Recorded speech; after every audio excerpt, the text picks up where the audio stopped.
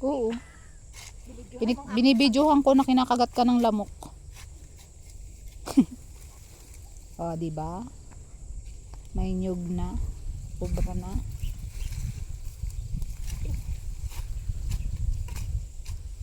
Yan, kakatubo na siya dyan. Ay, tuwan-tuwa ang nyug na yan. Sabi, wari ko, ay salamat. Pinalaya nyo na ako. Tagal nyo na akong kinulong sa bahay nyo.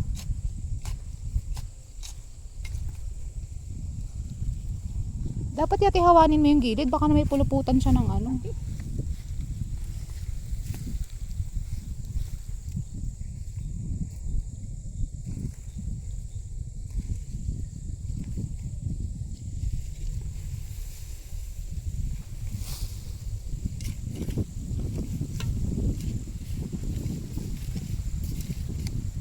Daming tayo ng kalabaw din. Ilagay natin.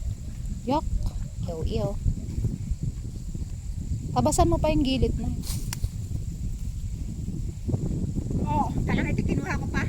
Ito sa kalamba. Kalamba?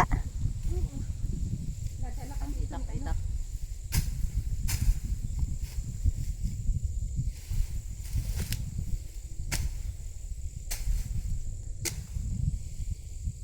Magkakaingin yan ay. Ang lawak ng kinakaingin.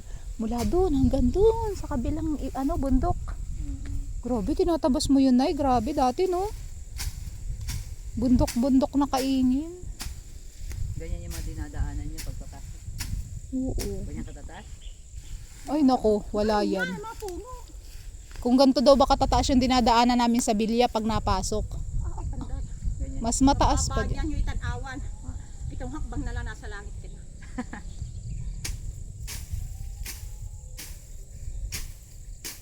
Mataas yun. Mataas pa sa yung Talahiban. Yung pagpunta namin doon ay tuyong-tuyo pa kami. Pagdating namin sa school, basang-basa na kami. Kahit walang ulan.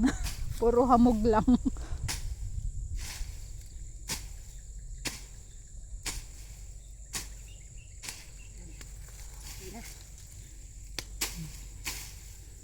Ayan, di na itanim na.